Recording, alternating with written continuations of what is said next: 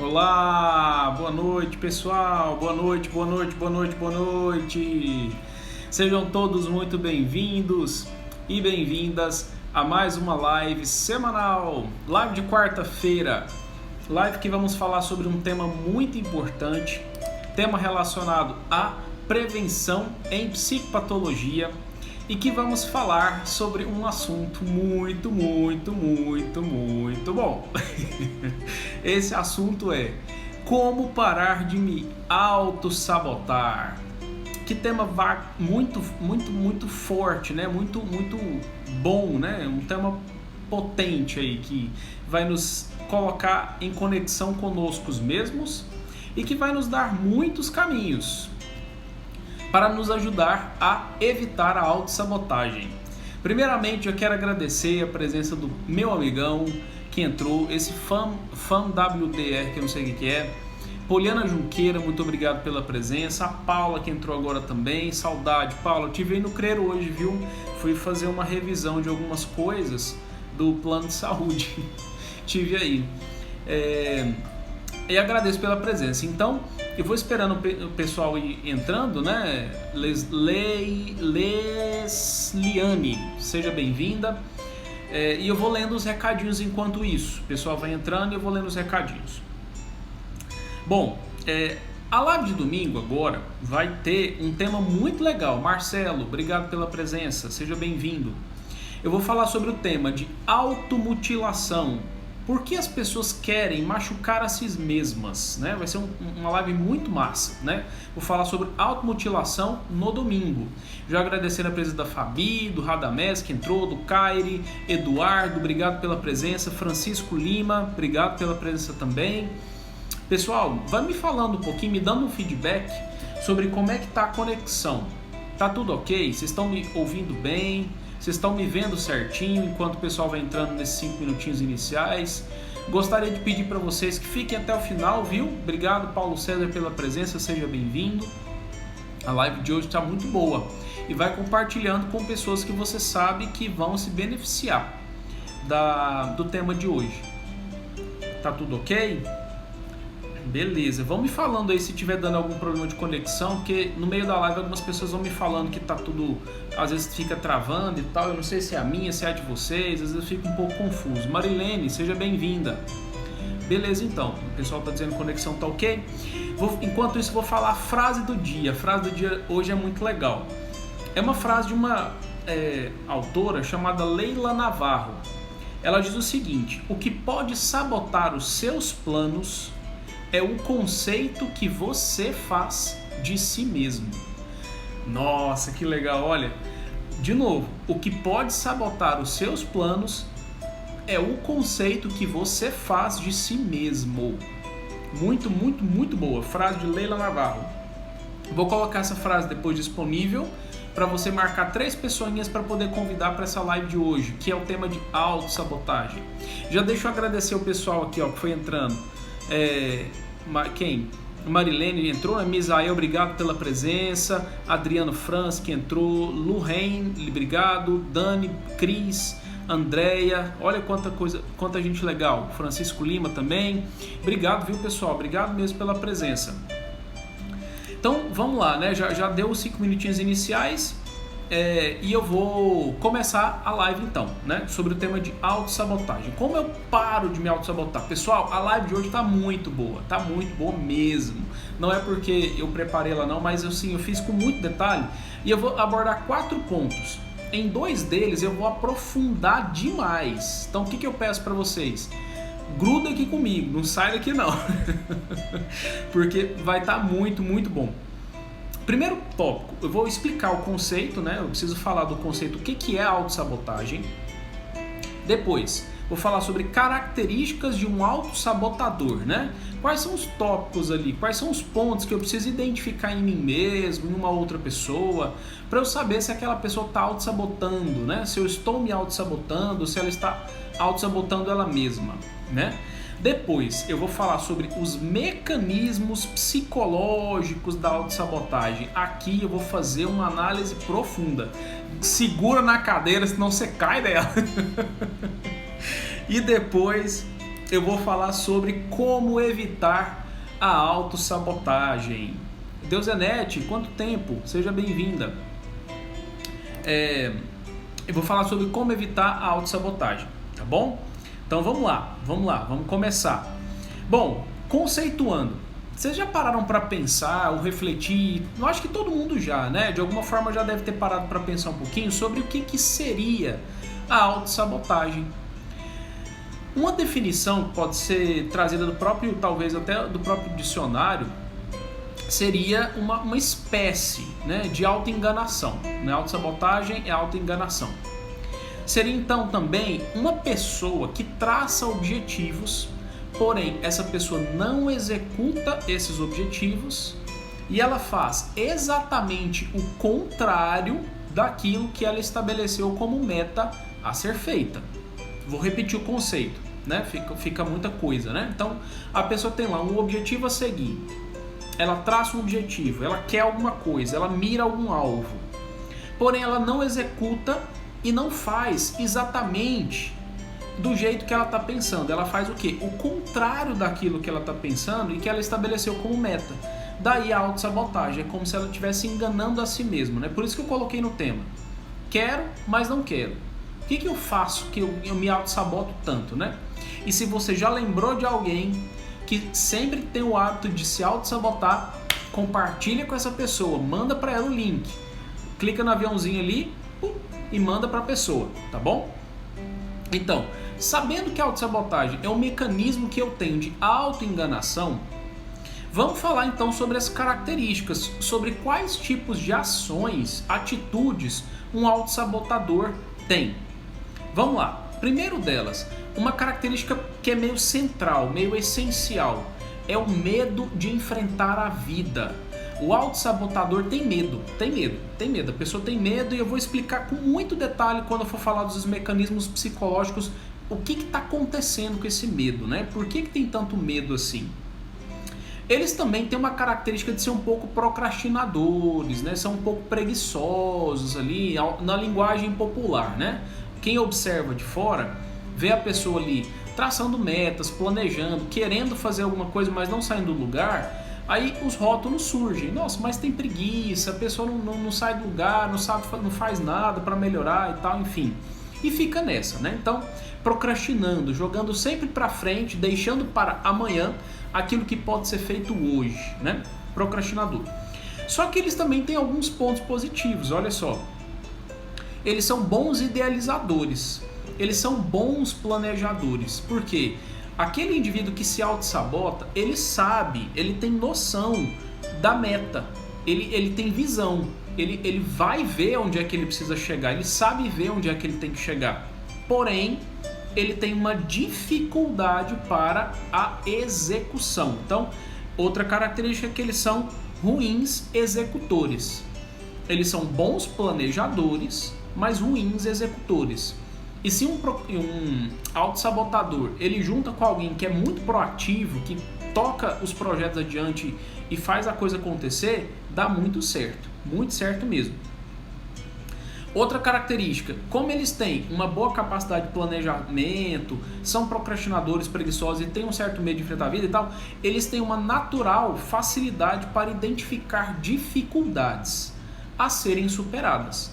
O autossabotador, ele vê a dificuldade como uma barreira intransponível, porém ela não é. A dificuldade do autossabotador é que ele não tem a superação pronta dentro dele, né? Então ele fica vendo a dificuldade, aquilo assusta, dá medo nele e ele para, ele congela, ele trava, né? E aí ele não sai do lugar. Então tem dificuldade de superação, mas ele identifica bem quais são essas dificuldades. Outra questão do autossabotador, ele gosta de aproveitar a sensação do conforto, né? Por isso que são meio preguiçosos, entre aspas, né? Eles até conseguem se envolver com algumas coisas, mas é um custo muito grande de energia para aquela pessoa que autossabota, porque a predileção dela é ficar na lei do menor esforço, aproveitando o máximo possível do que é a zona de conforto, né? Algumas pessoas que têm essa característica de autossabotagem, elas possuem um pouco de uma certa imaturidade, né? E eu acho que eu vou dar mais para frente o conceito do que é maturidade. E já fazendo até um adiantamento, maturidade é como se fosse a pessoa saber quais são os pontos fortes e os pontos fracos que ela tem. E diante dos pontos fortes, eu coloco esses pontos fortes a serviço. Eu sei o que eu sei o que eu tenho de melhor e eu ofereço aquilo para a minha comunidade. Só que os meus pontos fracos, eu tomo consciência deles e trabalho esses pontos fracos para que eles se tornem pontos fortes. Isso é maturidade. A imaturidade é o contrário disso. É quando eu sei o que eu dou conta de fazer, mas eu não ofereço para a comunidade, para gerar um bem-estar na sociedade em geral. E também é quando eu vejo que eu tenho pontos fracos, mas eu não melhoro esses pontos fracos. Eu não faço nada com eles. Eu fico ali com aqueles pontos fracos, meio que um bichinho de estimação dentro de mim. E aí eu vou gerando um comportamento de imaturidade. Por quê? Quando eu sei que eu tenho pontos fracos, eu vou querer que uma outra pessoa faça aquilo que eu deveria estar fazendo. Por quê? Se eu estou diante de uma dificuldade, lembra que o autossabotador, ele tem dificuldade de superação? Ele elege o problema, ele sabe identificar o problema, mas ele não consegue superar. Por quê? Porque ele é imaturo. Ele vê a limitação dele, vê o problema e fala, eu não consigo lidar com isso. Aí o que ele faz? Ao invés de ele se preparar para lidar com o problema, o que ele pede? Fulano, fulana, vamos lá, me ajuda aqui, resolve aqui para mim. Ele, joga para a mão do outro. E o outro tem que se virar. E ele fica lá naquela situação que ele não sai daquilo nunca. Nunca mesmo, né? Por isso que a autossabotagem é tão ruim, é tão prejudicial para a vida de um indivíduo. Porque o indivíduo não cresce, o indivíduo não amadurece. Ele não consegue se perceber, inclusive, superador das próprias dificuldades, né? Ele não consegue ver em si mesmo essa grandiosidade de superar os próprios defeitos, né? E aí ele, enfim, desenvolve uma série de mecanismos ali prejudiciais. E outra característica interessante também é que ele gosta de contradizer a si mesmo, né? Contrariar, a si mesmo. Por quê? Mais lá na frente, eu vou explicar para vocês que o indivíduo autossabotador, ele tem uma vozinha interior que é muito forte na cabeça dele. Ele dialoga demais com ele mesmo. Conversa muito na cabeça dele, coloca 1000 coisas na cabeça dele e que às vezes é uma série de leis, de regras, de conjunto de atitudes que ele não quer abrir mão. Se ele fala para ele mesmo que ele tem que fazer alguma coisa, ele se auto-sabota. Por quê? Porque no fundo ele sabe que ele não dá conta. Como ele sabe que ele não dá conta, o que ele vai fazer? Vai evitar.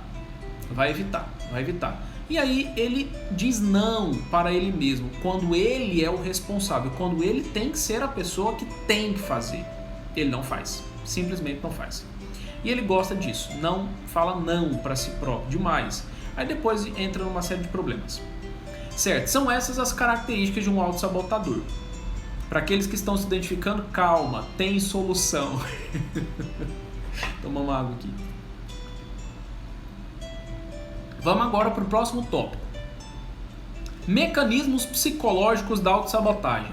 Vamos desvendar, vamos tirar esses enigmas do nosso cérebro agora, para a gente poder entender esses mecanismos aí psicológicos da autossabotagem. Vamos falar disso aí. Então vamos lá, pessoal. O que acontece na cabeça de um indivíduo para ele entrar na autossabotagem, né? Então, primeiro ponto. O autossabotador, ele é uma pessoa esperta.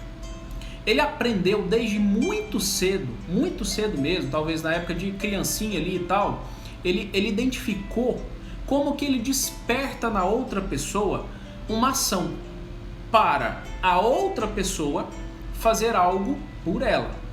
O autossabotador, ele descobre isso rápido. Ele descobre isso rápido. Pessoal, eu vou só dar um jeito, deixa eu descobrir aqui onde é que eu coloco a escrita.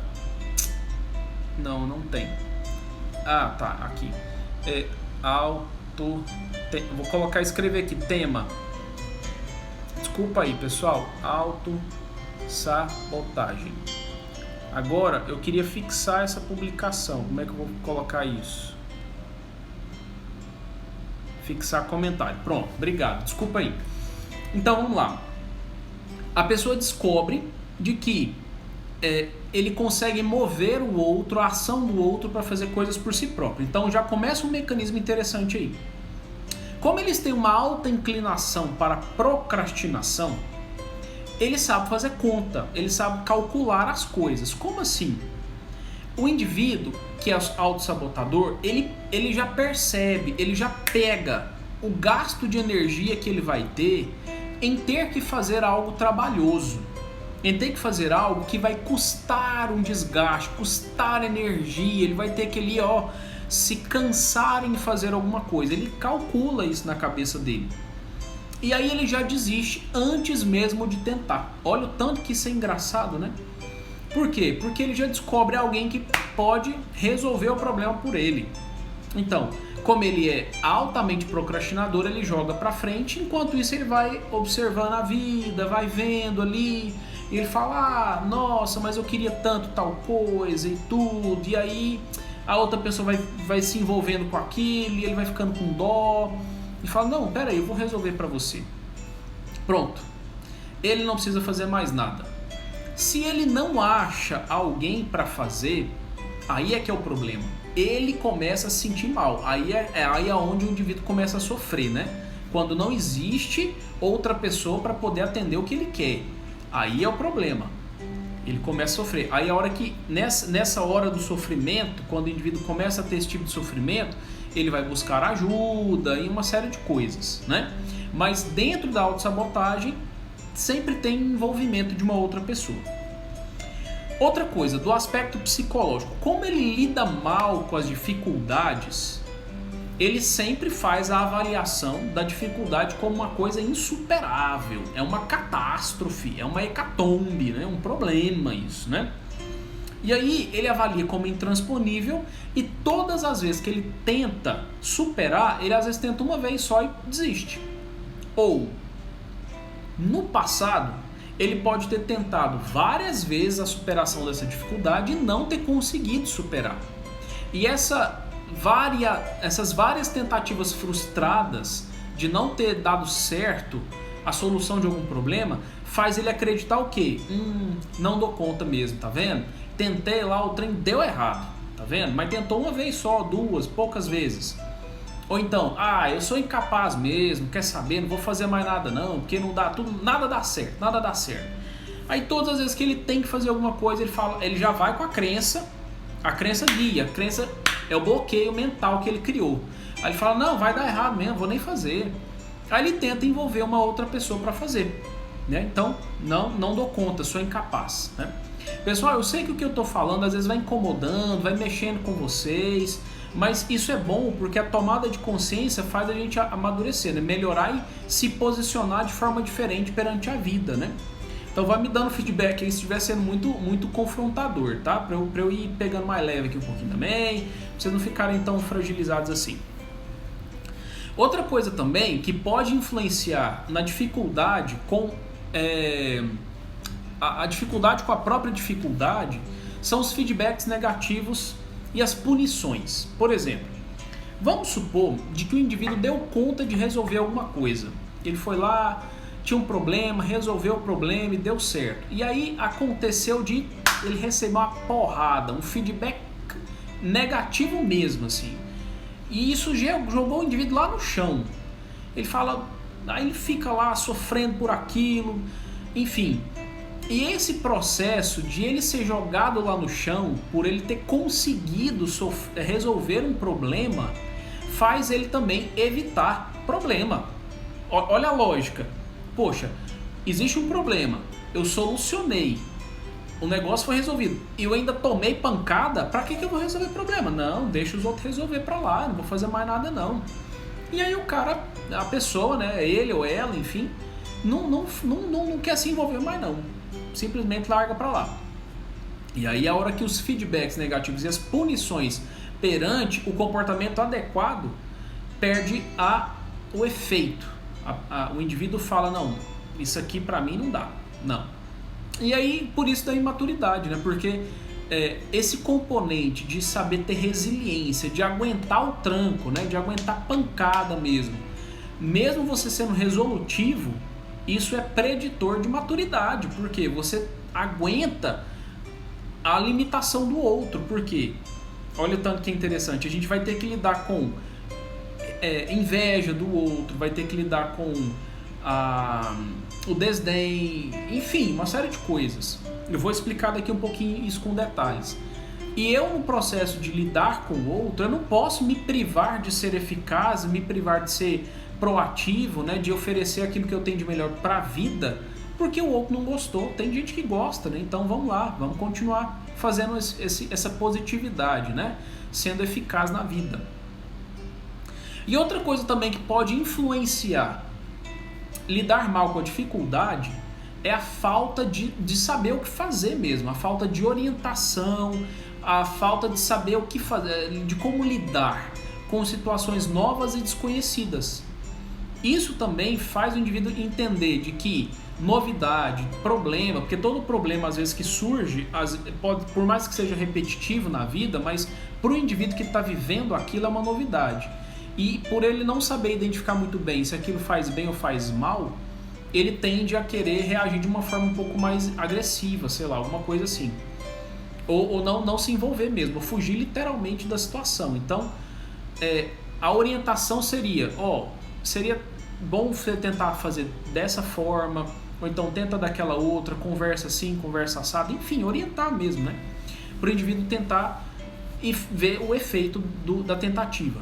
Então, nesse ponto, essas dificuldades têm todas essas lógicas, e o pano de fundo principal seria o indivíduo aprender a lidar com o que o outro avalia e o jeito que o outro lida com o seu ser eficaz. Se você é eficaz e o outro está te punindo por isso, não é por isso que você tem que se sabotar. Não é por esse motivo que você tem que se sabotar. É o contrário. É exatamente por você estar sendo muito eficaz e estar tomando pancada, você tem que segurar a onda. Vamos lá, firma o negócio aí. É como diz aquele clássico ditado clichêzaço, mas que faz um grande sentido. Só toma pedrada árvore que dá frutos, né? Eu sei que tomar pedrada é ruim, né? Mas se você está tomando pedrada é porque você está tendo frutos, com certeza absoluta. Então esse é outro mecanismo psicológico. Como o indivíduo lida com a dificuldade e quando ele é resolutivo diante da dificuldade, como que o outro lida com isso. Se negativamente, o negócio vira problema. Agora, quando é positivamente, quando o indivíduo está lá recebendo bons feedbacks, nossa, é isso mesmo, obrigado, valeu, nossa, me ajudou demais e tal, isso engrandece. A pessoa se sente fortalecida, né? Dá mais motivação para continuar indo adiante, né? A Rafa tá fazendo uma pergunta aqui, ou o Rafa, né? Ou Rafa, desculpa. E quando toma pancada, né? Talvez por não dar os frutos esperados. Pois é. Aí é a questão, Rafa. Muito boa colocação. Todo ser humano precisa aprender a lidar com críticas justas. Isso que você está falando são críticas justas. Quando a gente vê que o meu jeito de resolver alguma coisa não gerou resultado, eu tenho que dar a cara para bater mesmo, falar assim, não deu certo, vamos lá. Aí vamos lá, vamos fazer, treino de solução de problemas. O que eu posso fazer de diferente para eu conseguir um resultado diferente? Porque se eu estou fazendo a mesma coisa esperando resultados diferentes, eu não vou conseguir sair do lugar nunca. Então, saber lidar com críticas justas é uma lei universal nos seres humanos. Hoje em dia, as pessoas encaram críticas, né, ou então feedbacks, entenda como avaliar melhor, como se fosse uma ofensa, e não é. Se eu estou numa empresa, se eu estou num relacionamento, se eu estou numa organização, sei lá, qualquer, ou então numa relação comercial, ou relação qualquer relação, eu combino algo com alguém e esse alguém não cumpre com o combinado, isso é uma ofensa? Não é uma ofensa. Se eu falar assim, olha, não deu, você fez uma coisa que não deu o resultado que eu esperava, Isso não é uma ofensa. Ofensa é seu incompetente. Por que você não fez do jeito que eu te mandei? Isso é incompetente, isso é ofensa. Isso é ofensa. Se está existindo ofensa, aí a gente está entrando numa outra seara, né? Do desrespeito, da degradação ali da sua integridade moral, etc. Enfim, aí é outra coisa. Então tem que diferenciar isso aí, saber lidar com críticas justas, né? E o outro ponto que é o mais profundo, que agora eu vou aprofundar bastante, que é o diálogo interno consigo mesmo. Aqui tá o tchananã, aqui tá o vermezinho que faz você se auto-sabotar. Pera aí. Vou pegar o gancho da Sirlene, antes de falar do diálogo interno consigo mesmo, que ela fez uma pergunta incrível. Lidar com críticas destrutivas. Como é que a gente faz isso? Eu vou trocar o nome, vou falar com críticas injustas. Às vezes as críticas injustas, elas destroem mesmo. Nesse ponto, Sirlene, é engraçado isso hoje em dia, eu tenho que afirmar isso, né? A gente tem que olhar para a realidade. Olha o tanto que é bizarro eu ter que falar para as pessoas olharem para a realidade, né? Por quê? Quando eu ouço uma crítica injusta, eu tenho que ter segurança, convicção, opinião própria, realista, de que o que eu fiz gerou o resultado específico que era necessário. E aí, eu não posso confundir resultado com qualidade. Resultado é o quê? Peraí, se me pediram para poder dar um recado para alguém, eu dei o recado. Fulano, Cicrano não vai vir hoje, beleza. Eu dei o recado. Agora, se era para eu ter dado o recado de uma maneira mais detalhada, do tipo, olha, ele tá lá passando mal, ou então bateu o carro, ou então perdeu a hora, não sei o que, aí é outro departamento, entendeu? O que é o resultado? É aquilo que era para ser feito. Agora, o jeito de ser feito é que as pessoas não conseguem combinar. E aí é a hora que as pessoas começam a fazer críticas bem pesadas, bem injustas mesmo. Porque elas vão para as particularidades do resultado. Ah, mas a qualidade do produto tal, não sei o que. Não, o produto é bom, o produto funciona, o produto é eficaz. O que a gente está discutindo aqui é a qualidade disso. E as pessoas acham que qualidade é resultado, a qualidade é o produto. Não, são coisas diferentes.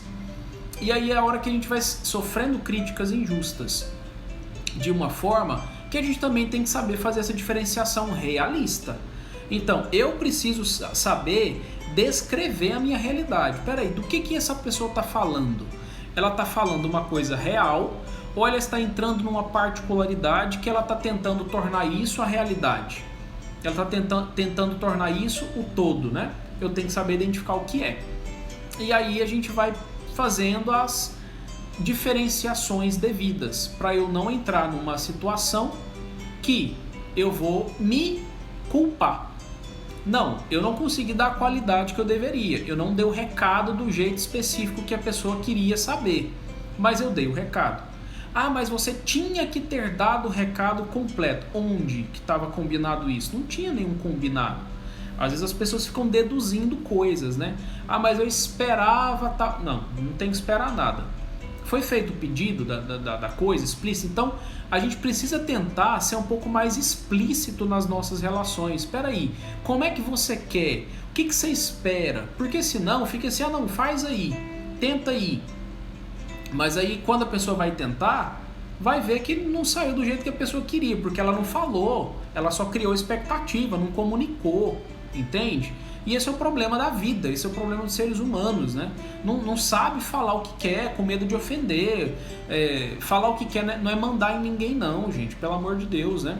Falar o que quer, combinar, preciso disso. Seria possível fazer de X ou Y ou Z forma? Nossa, mas vamos lá, vamos pro detalhezinho aqui, essa coisinha aqui, outra ali e tal. Vai com um jeitinho que a coisa tudo se esclarece, tudo fica tranquilo, né? Então seria mais ou menos isso. Eu não sei se respondi sua pergunta, Sirlene, mas eu acho que é por aí, tá? Tem um critério de realidade para você saber, inclusive, se defender, né? Do que a pessoa está falando, se for injusto mesmo.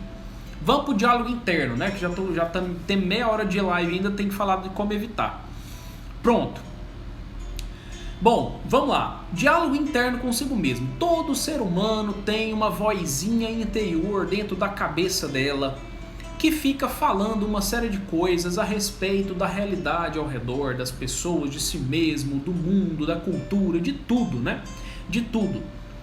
E isso pode facilitar ou atrapalhar a minha relação com o outro na sociedade, dentro de uma cultura. E a cultura tem elementos, tem aspectos que eu concordo ou discordo, e o outro também concorda ou discorda. Eu vivo elementos específicos da minha cultura que o outro não vive e vice-versa. Então, a cultura permeia todo mundo está inserido numa cultura. E o outro vai fazer certas coisas que eu não vou, vai acreditar em certas coisas que eu não vou. E eu preciso entender como é que eu dialogo na minha cabeça sobre isso, porque esse diálogo meu vai interferir na minha forma de lidar com as pessoas na vida. Como assim? Pegando os aspectos culturais, o que isso tem a ver com autossabotagem, né? Só tudo. Por quê? Quando eu tô lá, eu tô vendo o outro fazer alguma coisa e eu tô lá observando aquilo e conversando comigo mesmo, né? Confabulando, pensando com os meus botões. Nossa, como aquela pessoa faz aquilo bem, né? E aí eu tô vendo o outro fazer e descrevendo o que o outro tá fazendo. Aí eu pego e olho pra mim e falo assim, poxa, mas eu não faço isso bem. E agora? Como é que eu vou fazer? O outro dá conta, eu não dou conta, tá vendo? Tô criando um diálogo de acordo com o que eu lido com o outro, com o que eu vejo do outro e de acordo com o que eu vejo em mim mesmo. Dependendo do que eu entendo das habilidades do outro e do que eu entendo das minhas habilidades, eu vou colocando o outro para servir a mim. Eu vou criando o quê? Expectativas. E aí no que eu crio expectativas e eu não comunico e fico lá esperando que o outro faça algo por mim, e aí quando o outro não faz, eu me ressinto com o outro, eu já direcionei uma emoção para aquele outro. E aí, essa emoção que eu estou direcionando para ele, pode ser de raiva, alguma coisa assim, vai fazer com que a minha relação com aquele outro se fragilize. E aí, quando eu precisar daquele outro para fazer alguma coisa por mim, eu não tenho.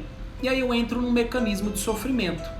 E aí eu falo, poxa, tá vendo? Nossa, aí ó, ninguém... Aí eu começo a criar interpretações, mas a origem de tudo tem a ver comigo. Eu crio interpretações, o outro isso, o outro aquilo, outro. Mas tudo tem a ver comigo. Porque se eu tivesse observado e aprendido a fazer igual ao outro, eu não precisaria me ressentir do outro. Por quê? O outro tem a capacidade que eu desenvolvi igual. Eu não me sabotaria, porque eu ainda estou na falta se eu estou esperando o outro fazer. Nossa, mas por que a pessoa não fez? Eu estou culpando, né? A culpa ali, ó, tô julgando. Mas ela tinha que ter feito. Por quê? Não sei o quê, não sei o quê, não sei o quê, não sei o quê. Tinha por quê? Se você comunicou e a pessoa negou, é outra história. Mas se você não comunicou e ficou esperando a pessoa falar alguma coisa, por que você está sofrendo por isso?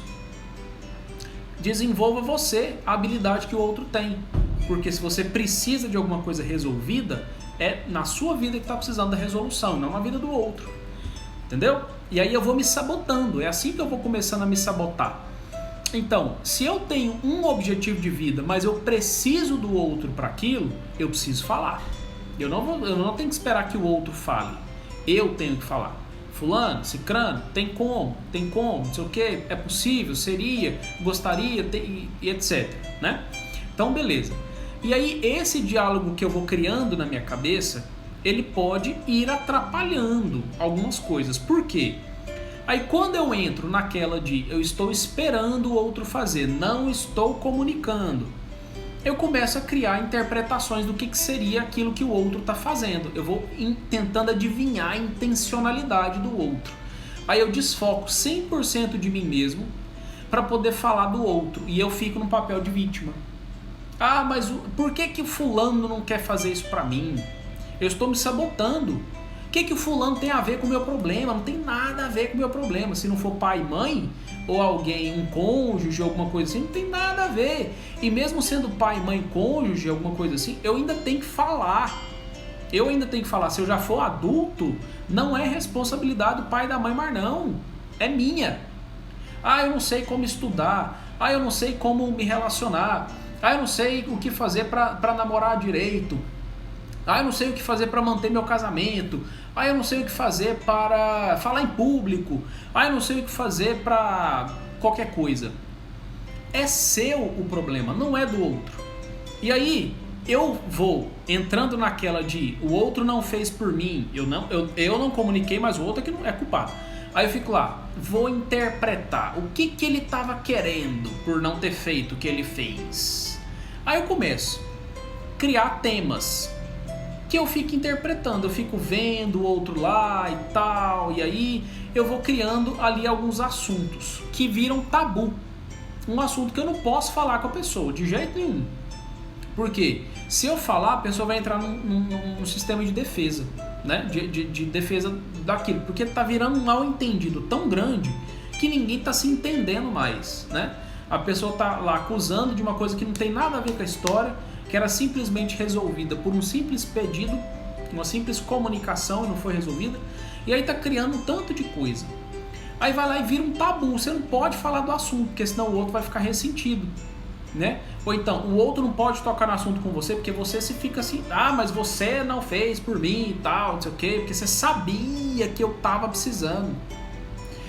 E aí vai virando um problema, né? E esses temas tabus ali, quando a gente não pode tocar neles, a gente vai vivendo de uma forma a gerar o quê? Efeitos emocionais. Por quê? Vai gerando tanto problema, tanto desgaste, tanto... meu Deus... que eu vou começando a me sentir incomodado com aquilo. Vou gerando, vai tendo uma emoção negativa. E aí eu entro num ciclo emocional muito circular. Muito circular. Por quê? Toda emoção negativa, ela tende a querer ser aliviada no corpo de um indivíduo.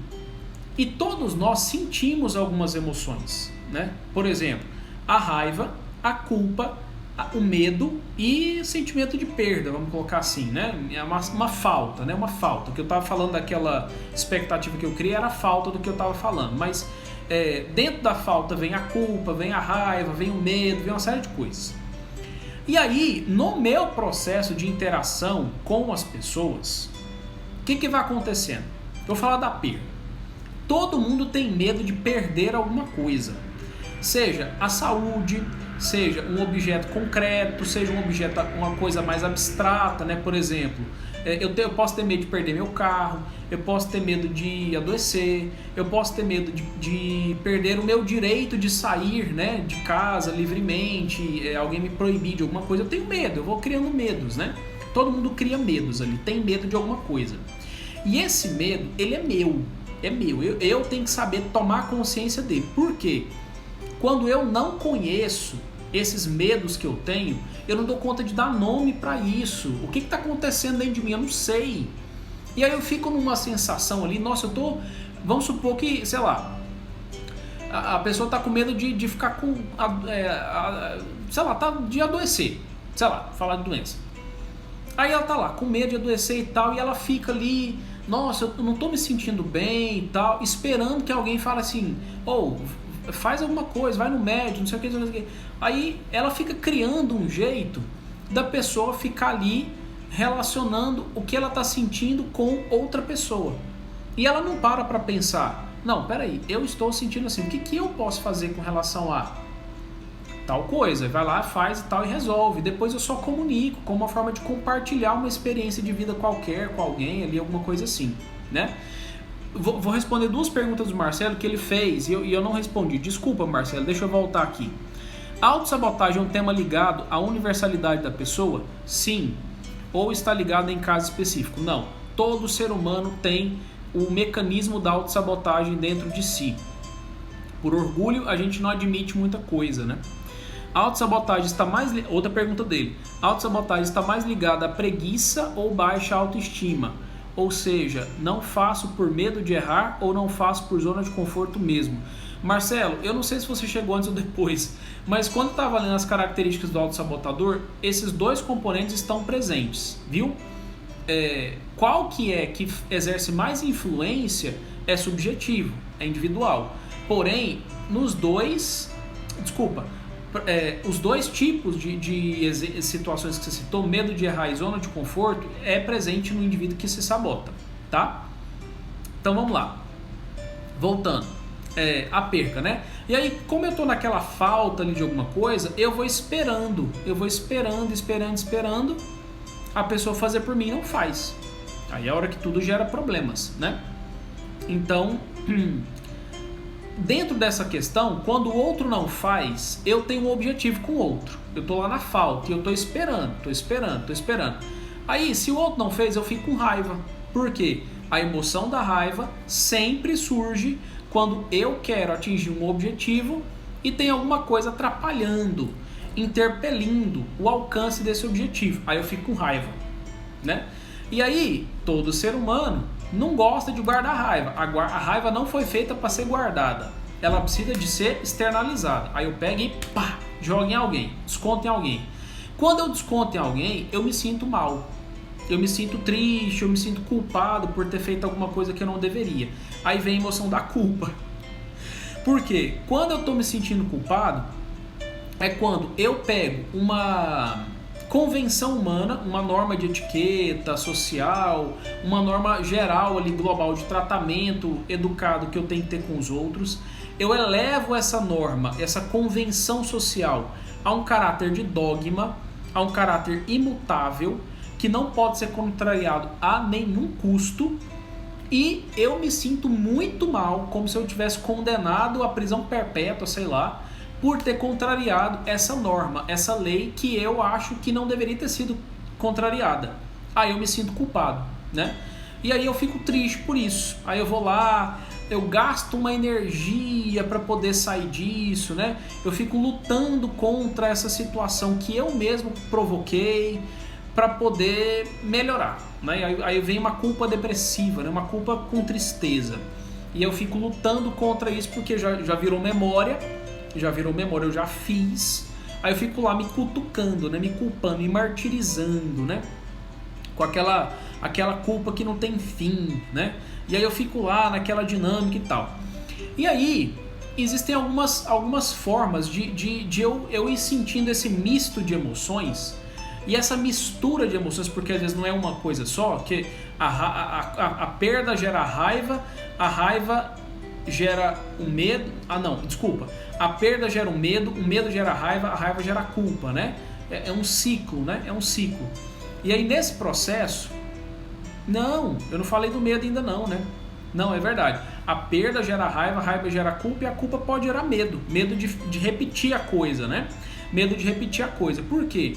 Quando eu estou em contextos desconhecidos ou estou interagindo com estímulos novos, que eu não sei identificar se esse estímulo me faz bem ou me faz mal, eu não sei lidar com isso, é novidade para mim, eu tenho que observar primeiro, mas antes de observar eu já tenho que reagir, porque pode acontecer alguma coisa, eu fico com medo, né? Quem nunca entrou numa sala escura, muito escura mesmo, e ficou assim, e agora? O que vai acontecer? O coração acelera porque você não sabe se tem um objeto na sua frente, se vai te machucar, se não vai, se vai cair alguma coisa na sua cabeça ou não. Isso é medo, né? Gera medo. Situações, contextos desconhecidos ou estímulos novos que eu não tenho certeza se me faz bem ou mal. Então, para me preparar para esse perigo, eu sinto medo. E aí nessa situação de medo, eu começo a ficar ansioso, né? Eu começo a gerar uma espécie de ansiedade. Aí eu vou misturando esse tanto de sentimentos e vai me gerando alguns padrões de comportamento, né? Que tem a ver com a autossabotagem, porque aí eu fico fazendo tudo com relação ao outro e esqueço de mim, porque eu sou o agente de mudança da minha vida. Eu tenho que desfocar do outro e fazer por mim mesmo. Então deixa eu entender as combinações emocionais e o que pode gerar com relação ao outro que me tira do foco de mim mesmo. Mas é bom saber isso aqui porque eu identifico em mim quais são os problemas. Pera aí, vou beber uma água. Então vamos lá. 1, 2, 3, 4, 5. 5 tipos de combinações. Se eu tô lá com raiva e eu tô me sentindo culpado por essa raiva, alguma coisa assim, o misto da raiva com culpa gera ciúme e inveja, né?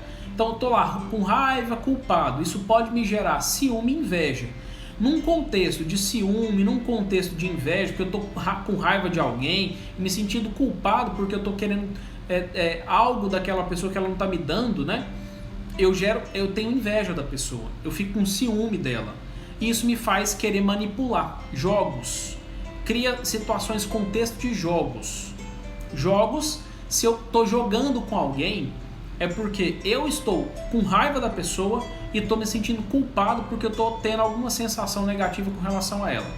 Talvez a raiva. E eu estou enciumado porque eu queria que ela fizesse algo por mim. E eu estou com inveja dela porque ela tem uma coisa que eu não tenho, né? Então eu começo a jogar com a pessoa, manipular ela para ela fazer coisas por mim, para mim, né?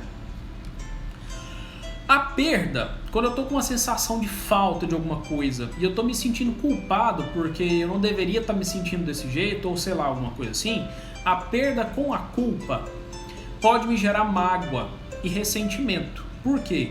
Talvez o que eu perdi foi culpa minha. Eu posso ter gerado a perda. Eu posso ter feito algo que direcionou para aquilo que está acontecendo de falta. Se eu estou carente de alguma coisa, se eu estou em falta com alguma coisa, talvez foi culpa minha mesmo. Eu não procurei o que deveria ter feito, eu não trabalhei as minhas limitações, enfim. Então, perda e culpa gera mágoa e ressentimento. Seja com relação a mim mesmo, seja com relação a quem eu acho que deveria ter suprido a minha falta. Eu me magoo, porque eu estou criando expectativa, eu estou cobrando dela algo que eu acho que ela me deve. Aí eu me magoo, eu fico com raiva e me magoo também. Fico na sensação da perda, culpado, né? Tô me sentindo culpado porque eu tô com falta e eu tô magoado e ressentido com a pessoa porque ela não fez o que eu queria. Isso gera vingança. Eu tendo a querer me vingar da pessoa, de querer fazer coisas contra a pessoa para poder ela sentir também o tanto que é ruim ficar na falta. Aí eu quero me vingar, fazer alguma coisa para ela sentir na pele a emoção do negócio. Outra coisa, quando eu tô com medo e uma sensação de perda, eu tô lá, medroso porque eu não sei o que eu tô fazendo, onde é que eu tô indo, para onde é que eu tô indo. Tô lá, medroso, e tô com uma sensação de perda, do tipo assim, eu tô com falta de alguma coisa, eu tenho que fazer alguma coisa, eu tenho que ir em direção a algum lugar, algum caminho, e eu não sei muito bem o que fazer. Por quê? Eu tô com medo. Isso gera o quê? Angústia, gera ansiedade. E aí o que eu faço? Fujo. Eu evito. Então, medo com perda, eu estou em falta, e aí eu já entendi. Tá faltando alguma coisa. Eu vou fazer alguma coisa, mas como é que eu vou fazer? Onde? Como? Com quem? Quem vai me direcionar? Vai dar certo? Não vai? Tô com medo. São estímulos novos, situações desconhecidas. Vai me prejudicar? Vai me fazer bem? Não sei. Ansiedade, angústia. Meu Deus, socorro. O que eu faço? Vou fugir. Aí eu me auto-saboto ao quadrado, né? Eu vou fazer fuga, né? Então eu evito. Agora, quando eu tô com... Tá acabando, tá, gente? Falta mais 2. Ainda tem que falar de como lidar, né? Quando eu tô com medo e com raiva... Medo e raiva. Raiva porque o outro tá fazendo uma coisa que eu queria e o outro não tá fazendo uma coisa que eu queria, ou então ele tá atrapalhando o que eu queria. E eu tô com medo de dar alguma coisa errada, eu fico sarcástico. Eu fico cínico, né? Cinismo e sarcasmo é um misto de medo com raiva. E aí o que eu faço? Comentários. Eu vou começar ali a falar, dar indiretas, eu faço comentários ácidos, né? Enfim, coisas nesse sentido.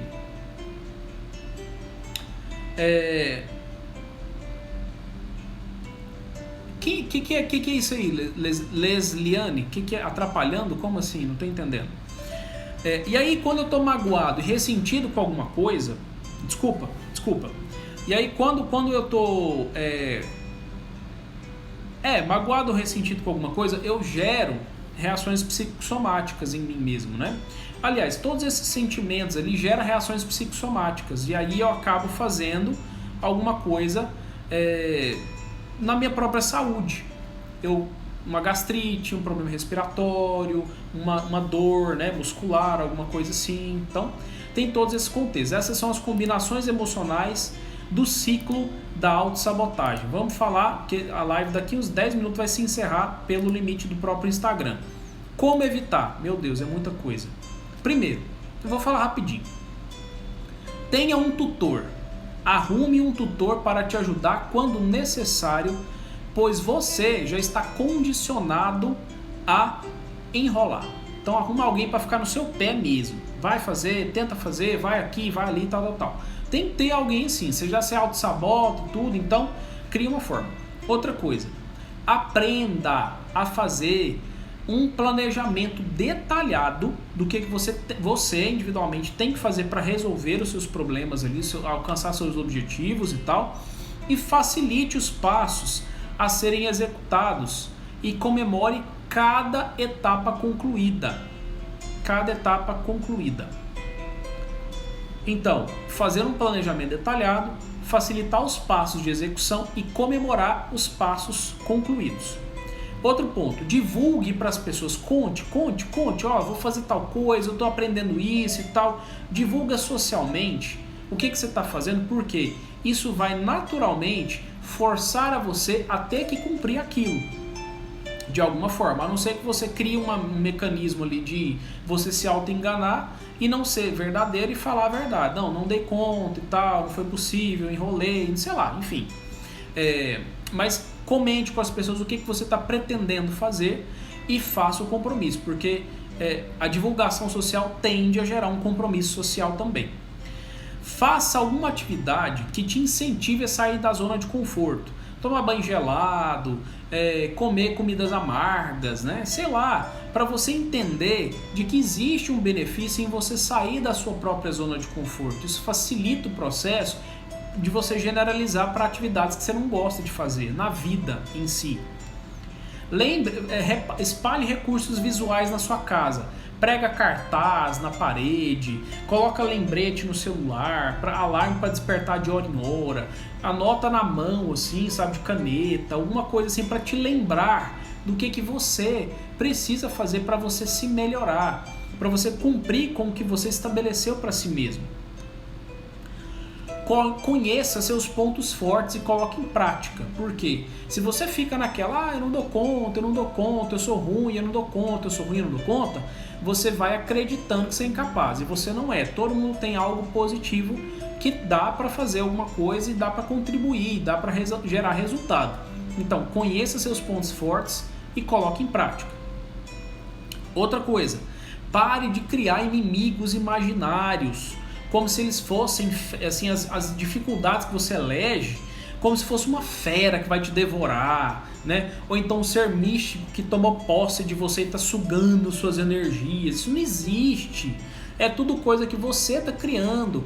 Essa barreira que você acha que não que existe, não existe na verdade. E quem nunca precisou ter que convencer alguém para ajudar ajudar você em fazer alguma coisa, né? Então, talvez a barreira seja do outro não se predispor a te ajudar e não se predispor a atender os seus pedidos. Insista, convença, aprenda a convencer, porque não existe impedimento real, de fato. Então, aprenda também a lidar com naturalidade relacionada aos pontos fracos que você tem, né? Erro todo mundo tem, limitação todo mundo tem. Se você trata os seus erros, as suas limitações como se fosse um crime capital, né, que merece uma punição severa, né? Você fica lá no papel de vítima eterna. Não! Erro é normal, todo mundo faz isso, pelo amor de Deus. Entenda que os erros podem e devem ser trabalhados e melhorados. Lide de forma leve, aprende, melhora, tenta, até você melhorar, né?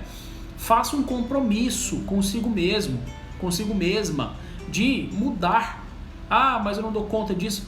dá um jeito, treina habilidades comportamentais, sair dessa zona de autossabotagem é treino, é tentativa, acerto e erro, tentativa, acerto e erro, tentativa, acerto e erro, é movimento, se mexe, se movimenta, né? E para facilitar o fazer algo ruim, tente associar a tarefa chata com algo positivo, né? Seja um recurso. Por exemplo, às vezes eu vou na academia chorando de raiva, assim, não exagero, né? Vou reclamando bastante. O que eu faço? Ponho música, canto na academia, faço a academia feliz ali, mesmo que quando é dia de treino que eu não gosto, e vou, entendeu? Me motiva, isso me motiva. Descubra o que te motiva para você associar com aquilo que você não gosta, né? Arrumar casa também é a mesma coisa, entendeu? Eu acho muito chato, mas eu ponho música me motiva, música me energiza, né? Então descubra o que você pode associar com aquilo que você precisa aprender, associar de positivo, com o que você precisa fazer para parar de auto-sabotar, e gruda uma coisa na outra para facilitar o processo e você cumprir com suas próprias metas. Seria isso, para evitar a autossabotagem. Pessoal, hoje a live ficou bem extensa, né? Nossa, era isso que eu tinha para dizer para vocês e vou abrir para as perguntas, tá? Nós temos 4 minutos finais. Se vocês têm alguma dúvida, quer fazer alguma pergunta antes da live ser encerrada pelo próprio Instagram?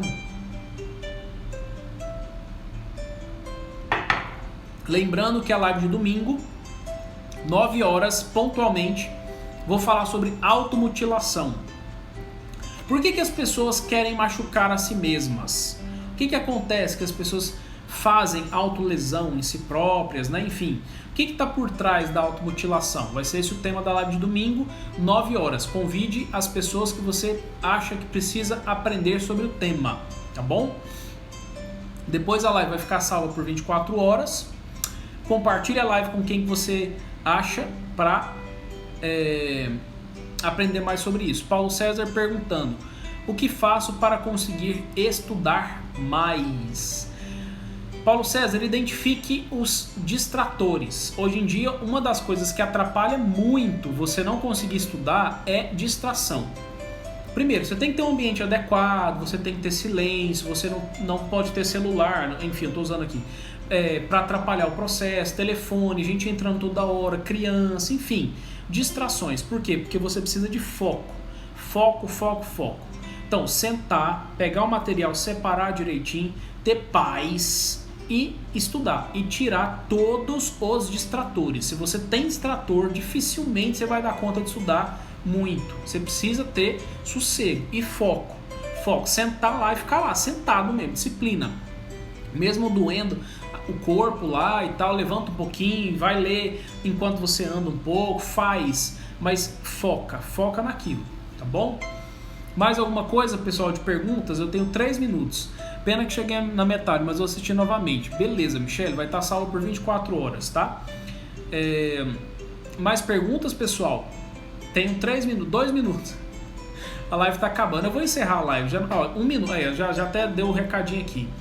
Domingo, 9 horas, automutilação. Porque as pessoas querem machucar a si mesmas. Muito obrigado, pessoal. Muito obrigado pela presença. Carol, tem tudo a ver, viu?